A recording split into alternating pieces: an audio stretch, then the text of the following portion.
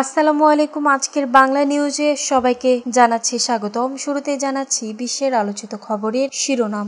অবরুদ্ধ গাজায় মানবিক সহায়তা নিতে আসা অসহায় মানুষের উপর চালানো ইসরায়েলি হামলায় অন্তত ৭১ জন ফিলিস্তিনি নিহত হয়েছেন। আগামী সেপ্টেম্বর মাসে কানাডা ফিলিস্তিন রাষ্ট্রকে স্বীকৃতি দেওয়ার পরিকল্পনা করছে বলে জানিয়েছেন দেশটির প্রধানমন্ত্রী মার্ক কার্নি। তার এমন মন্তব্য প্রকাশ্যে আসার পরেই কড়া বার্তা দিয়েছেন মার্কিন প্রেসিডেন্ট ডোনাল্ড ট্রাম্প। গাজা উপত্যকায় গত ২৪ ঘণ্টায় অপুষ্টিতে আরও ৭ জনের মৃত্যু হয়েছে বলে জানিয়েছে হামাস নিয়ন্ত্রিত স্বাস্থ্য মন্ত্রণালয়। এর ফলে ২০২৩ সালে শুরু হওয়া ইসরায়েল হামাস যুদ্ধের পর থেকে অপুষ্টিজনিত মৃত্যুর সংখ্যা বেড়ে দাঁড়ালো ১৫৪ জনে, যার মধ্যে ৮৯ জনই শিশু।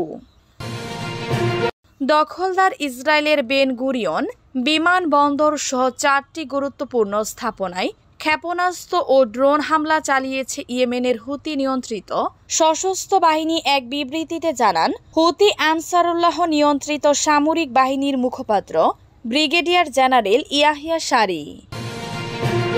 আগামী ডিসেম্বরের মধ্যে মিয়ানমারে জাতীয় নির্বাচনের ঘোষণা দিয়েছে দেশটির জান্তা সরকার। জরুরি অবস্থা প্রত্যাহার। অপারেশন সিঁদুর নিয়ে অনেক কিছুই জানালেন না মোদি। বন্ধু ট্রাম্পই এখন তার বড় দুশ্চিন্তা। এতক্ষণ শুনছিলেন বিশ্ব আলোচিত খবরের সংবাদ শিরোনাম। এবার বিস্তারিত।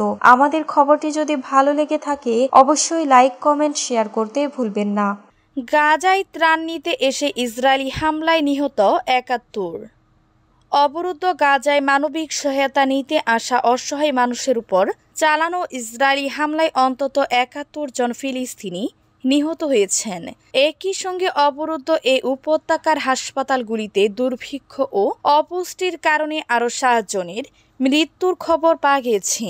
বুধবার ৩০ জুলাই এই হামলার ঘটনা ঘটে। বৃহস্পতিবার হাসপাতালের বরাতে কাতার ভিত্তিক সংবাদ মাধ্যম আল জাজিরা এক প্রতিবেদনে এ খবর জানায়। গাজার গণমাধ্যম কার্যালয়ের তথ্য মতে বুধবার উত্তর গাজায় ঢুকতে থাকা ট্রাকগুলো থেকে ত্রাণ নেয়ার জন্য জিকিম পয়েন্টের দিকে যাচ্ছিলেন ফিলিস্তিনরা। এ সময় সেখানে ইসরায়েলি বাহিনী হামলা চালায়। এই ঘটনায় ৫১ জন নিহত হন, ৬৪৮ জনেরও বেশি। ফিলিস্তিনকে নিয়ে কানাডার পরিকল্পনায় ক্ষুব্ধ ট্রাম্প দিলেন হুমকি। আগামী সেপ্টেম্বর মাসে কানাডা ফিলিস্তিনের রাষ্ট্রকে স্বীকৃতি দেওয়ার পরিকল্পনা করছে বলে জানিয়েছেন দেশটির প্রধানমন্ত্রী মার্ক কার্নি। বুধবার ৩০ জুলাই তার এমন মন্তব্য প্রকাশ্যে আসার পরে কড়া বার্তা দিয়েছেন মার্কিন প্রেসিডেন্ট ডোনাল্ড ট্রাম্প। খবর বিবিসির। ট্রাম্প বলেছেন, কানাডার সঙ্গে একটি বাণিজ্য চুক্তি করা অনেক কঠিন হবে। তিনি বলেন, ফিলিস্তিনের রাষ্ট্রকে স্বীকৃতি দেওয়ার জন্য কানাডার পদক্ষেপ মার্কিন কানাডা বাণিজ্য চুক্তিকে হুমকির মুখে ফেলবে। কার্নির পদক্ষেপের খবর সামনে আসার পর সামাজিক যোগাযোগ মাধ্যমে ট্রাম্প লিখেছেন, এর ফলে তাদের কানাডার সঙ্গে বাণিজ্য চুক্তি করা আমাদের জন্য খুব কঠিন হয়ে পড়বে। এর আগে গতকাল এক সংবাদ সম্মেলনে কানাডার প্রধানমন্ত্রী জানান, আসন্ন জাতিসংঘ সাধারণ অধিবেশনে কানাডা আনুষ্ঠানিকভাবে ফিলিস্তিনকে রাষ্ট্র হিসেবে স্বীকৃতি দিবে। তিনি বলেন, কানাডার পররাষ্ট্র নীতিতে এই বড় পরিবর্তনের পিছনে কয়েকটি কারণ রয়েছে, যেমন দখলকৃত পশ্চিম তীরে ইসরায়েলি বসতি সম্প্রসারণ, গাজায় মানবিক পরিস্থিতির অবনতি এবং ২০২৩ সালের ৭ অক্টোবর হামাসের ইসরায়েল আক্রমণ। গাজায় অপুষ্টিতে আরও ৭ জনের মৃত্যু। গাজা উপত্যকায় গত ২৪ ঘণ্টায় অপুষ্টিতে আরও ৭ জনের মৃত্যু হয়েছে বলে জানিয়েছেন হামাস নিয়ন্ত্রিত স্বাস্থ্য মন্ত্রণালয়। এর ফলে ২০২৩ সালে শুরু হওয়া ইসরায়েল হামাস যুদ্ধের পর থেকে অপুষ্টিজনিত মৃত্যুর সংখ্যা বেড়ে দাঁড়ালো ১৫৪ জনের, যার মধ্যে ৮৯ জনই শিশু। জাতিসংঘ সমর্থিত বৈশ্বিক খাদ্য নিরাপত্তা বিশ্লেষকরা মঙ্গলবার সতর্ক করে বলেছেন, গাজায় বর্তমানে সবচেয়ে ভয়ঙ্কর পরিস্থিতি, যা তারা দুর্ভিক্ষের সবচেয়ে খারাপ পরিণতি হিসেবে চিহ্নিত করেছেন, তা বাস্তবে রূপ নিচ্ছে। ইসরায়েল দাবি করেছে তারা গাজায় ত্রাণ প্রবেশে কোনো বাধা দিচ্ছে না।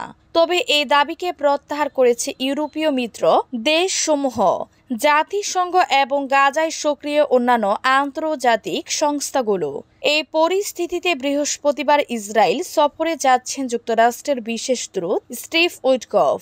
এটি গত 3 মাসের মধ্যে তার প্রথম সফর হতে যাচ্ছে।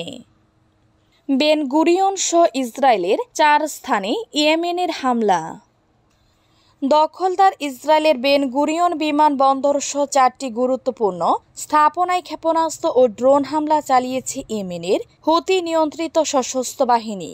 এক বিবৃতিতে মঙ্গলবার রাতে 30 জুলাই হুতি আনসারুল্লাহ নিয়ন্ত্রিত সামরিক বাহিনীর মুখপাত্র ব্রিগেডিয়ার জেনারেল ইয়াহিয়া সারি জানান, হামলায় ব্যবহার করা হয়েছে 5টি ড্রোন ও প্যালেস্টাইন ট্রু নামের একটি নতুন ধরনের হাইপারসোনিক ক্ষেপণাস্ত্র।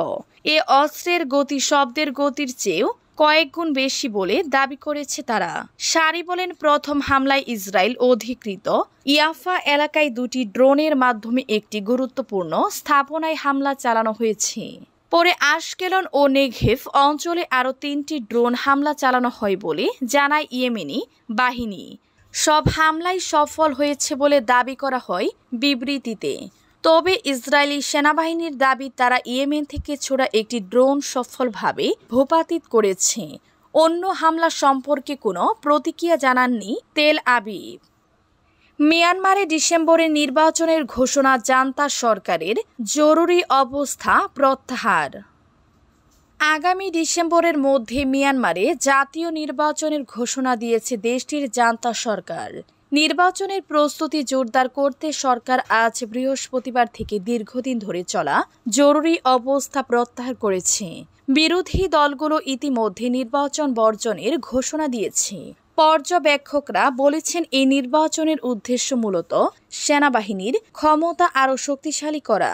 2023 সালের ফেব্রুয়ারিতে জান্তা সরকার মিয়ানমারের গণতন্ত্রপন্থী নেত্রী অং সান সুচির বেসামরিক সরকারকে উৎখাত করে জরুরি অবস্থা জারি করে। বহুমাত্রিক গৃহযুদ্ধ শুরু হয়, এতে হাজারো মানুষ প্রাণ হারাচ্ছেন। অপারেশন সিঁদুর নিয়ে অনেক কিছুই জানালেন না মোদি। বন্ধু ট্রাম্পই এখন তার বড় দুশ্চিন্তা। অনেক কিছুই অনুচ্চারিত হয়ে গেল অপারেশন সিঁদুর নিয়ে। ভারতীয় সংসদের 2 পক্ষ লোকসভা ও রাজ্যসভায় 3 দিনে 32 ঘন্টার বেশি সময় আলোচনা চললেও বিরোধীরা মূল যে 2 বিষয় নিয়ে সরকারের জবাবদিহি দাবি করে আসছিলেন তার স্পষ্ট উত্তর জানা গেল না। প্রধানমন্ত্রী নরেন্দ্র মোদী ও তার সরকার অনেক কিছু বললেও অনেক বেশি হেয়ালি রেখে গেলেন। ভূস্বর্গ কাশ্মীরের পেহেলগামে সশস্ত্র গোষ্ঠীর হামলা হয়েছিল গত 22 এপ্রিল। নিহত হয়েছিলেন মোট 26 জন, যাদের মধ্যে একজন নেপালি। 15 জনের মাথায় 7 মে রাতে প্রত্যাঘাত করে ভারত। 22 মিনিটের ঝড়ো আক্রমণে পাকিস্তান নিয়ন্ত্রিত কাশ্মীর ও পাকিস্তানের অভ্যন্তরে থাকা সন্ত্রাসবাদী ঘাঁটি গুড়িয়ে দেওয়ার দাবি জানিয়েছিল ভারত। পাল্টা জবাব দেওয়ার চেষ্টা পাকিস্তানও করেছিল।